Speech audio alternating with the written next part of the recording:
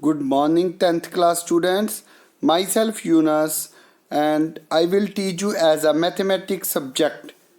तो मैथ्स की सब्जेक्ट के लिए सबसे पहले बुक आपने एनसीईआरटी की लेनी है। उसमें आज हम फर्स्ट चैप्टर जो आपका रियल नंबर सिस्टम है उसकी इंट्रोडक्शन पढ़ेंगे। ठीक है, तो इंट्रोडक्शन में क्या है, रियल नंबर एक्चुअल में रैशनल और इरेशनल होता है। रैशनल जैसे जो भी वो वाले नंबर जो पी ओवर क्यू की फॉर्म में होते हैं और इरेशनल जो पी ओवर क्यू की फॉर्म में नहीं होते, यही हम करते हैं। तो एक्चुअल में हम इस चैप्टर में ज़्यादातर जो जैसे इरेशनल नंबर प्रूफ करना जा और मेन काम होगा हमारा एलसीएम और एचसीएफ को फाइंड आउट करना विद डिफरेंट मेथड। तो आज हम एलसीएम और एचसीएफ की ही इंट्रोडक्शन करते हैं। अगर एलसीएम का हम फुल फॉर्म बताएं तो वो होता है लीस्ट कॉमन मल्टीपल और एचसीएफ का हाईएस्ट कॉमन फैक्टर। अब इन दोनों में फ़र्क क्या है, ठीक है। अगर मैं छोटी सी वैसी एग्जांपल ले लूँ, बाद में आपको फ़र्क बताता हूँ। जैसे मैं ले लूँ 12 और 18, ठीक है, और उसका एचसीएफ बता दूँ 6, और अगर हम एलसीएम निकालना हो तो वो कितना बताएंगे 36, ठीक है। अब इन दोनों में आप सोचोगे फ़र्क क्या है, क्या फ़र्क बहुत कुछ होता है। तो पहले आ जाओ एचसीएफ पर, highest common factor. Highest common factor कौन सा कॉमन फैक्टर होता है? हाईएस्ट कॉमन फैक्टर का मतलब होता है वो वाला बड़े से बड़ा नंबर। अब ध्यान से सुनना, वो कोई नहीं होगा जो इन दोनों को क्या कर दे, डिवाइड कर दे। ठीक है, समझा रहा है कि वो वाला बड़े से बड़ा नंबर जो इन दोनों नंबर्स को डिवाइड कर दे। और एलसीएम जैसे ये 36 है, वो क्या होता है, वो छोटे से छोटा नंबर, वो छोटे से छोटा नंबर जिनको ये दोनों नंबर डिवाइड कर दें। ठीक है, इसमें ये 6 से डिवाइड करेगा इन दोनों नंबर को, ठीक है, और 6 से बड़ा कोई नंबर नहीं होगा।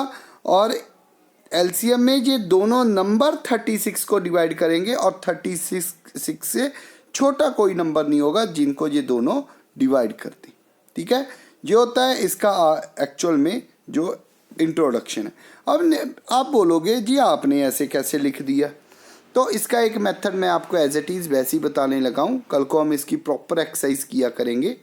तो जैसे एक नंबर है 12 और दूसरा नंबर है आपको 18, ठीक है। आपने सबसे पहले फैक्टर्स बना लेनी है। फैक्टर्स पता है ना, जैसे मैंने लिख दिया 12 को 2 का स्क्वायर इंटू 3, और आपने ये इस टाइप से लिखा, जैसे 12 लिखा तो ये पहले 2 पर गया, 6 पे 2 3 और 3 1, 2 2 टाइम्स है तो लिख दिया। इसी टाइप से 3 को लिख दोगे 2 मल्टीप्लाई 3 का स्क्वायर, ठीक है। जे एलसीएम और एचसीएफ निकालने का प्राइम फैक्टराइजेशन मेथड होता है, इसको बोलते हैं प्राइम फैक्टराइजेशन। अब इसमें करना क्या होता है, हमने एलसीएम और एचसीएफ को किस टाइप से देखना होता है। तो एचसीएफ को देखने के लिए सबसे बेस्ट तरीका क्या होता है, इन दोनों जो भी आपके फैक्टर्स बने हैं, ध्यान से सुनना, इन दोनों में कॉमन और कॉमन की लोएस्ट पावर, जैसे कॉमन 2 भी है देखो दोनों में, और 2 की लोएस्ट पावर कौन सी है 1, मतलब ओनली 2। और 3 भी आप बोलोगे कॉमन तो है, तो 3 की लोएस्ट पावर है ओनली 3, तो आंसर 6।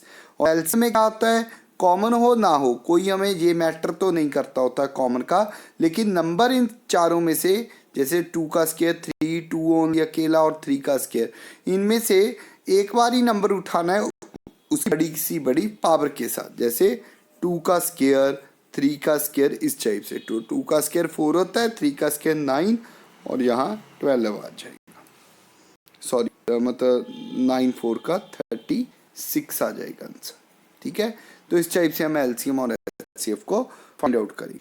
ठीक है, तो आपने आज का काम क्या है कि आपने अपनी बुक का जो सिर्फ इंट्रोडक्टरी पार्ट है कि जो रियल नंबर्स होते हैं, जो रैशनल और रैशनल में बटे होते हैं, वो होते क्या हैं, सिर्फ आपने इंट्रोडक्टरी पार्ट को अच्छे से रीड करना है। ठीक है, तो कल को हम इसको अच्छे से 1.1 एक्सरसाइज से स्टार्ट करेंगे। तो आज के लिए इतना ही, थैंक यू।